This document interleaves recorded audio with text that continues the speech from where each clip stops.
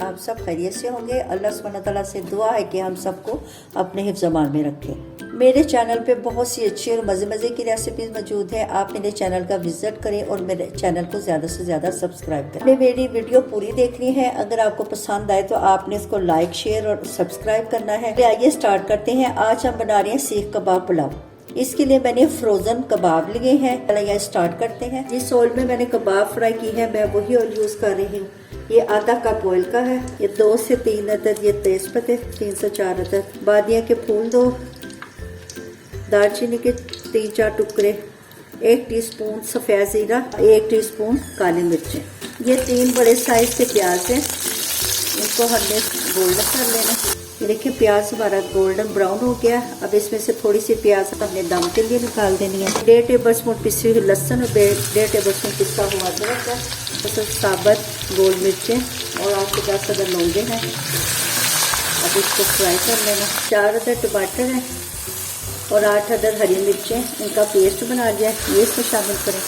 2 tablespoon पिसा हुआ सूखा धनिया और 1.5 टेबलस्पून कुटी मिर्च। कुटी मिर्च आप अपने पसंद से कम ज़्यादा कर सकते हैं।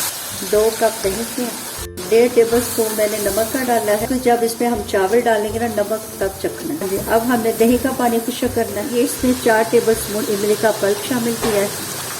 ये 8 अदद साबुत हरी मिर्चें। दही और टमाटरों का पानी खुश्क हो गया। इसमें ये जो कबाब हमने फ्राई करके रखे हैं ये इसमें शामिल करें और तकरीबन 4 से 5 मिनट इसको इसके मसाले के अंदर भूनना है।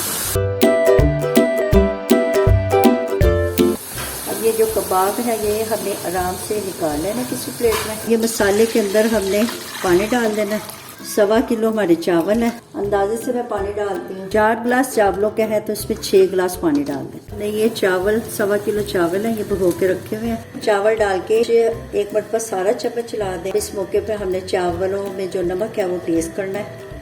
थोड़ा सा नमक और इसमें शामिल करना है।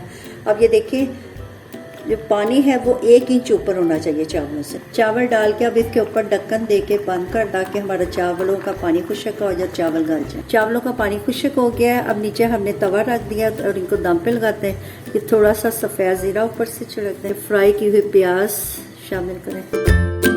कबाब हमने फ्राई करके रखे हैं, इसको भी दम पे लगा दें।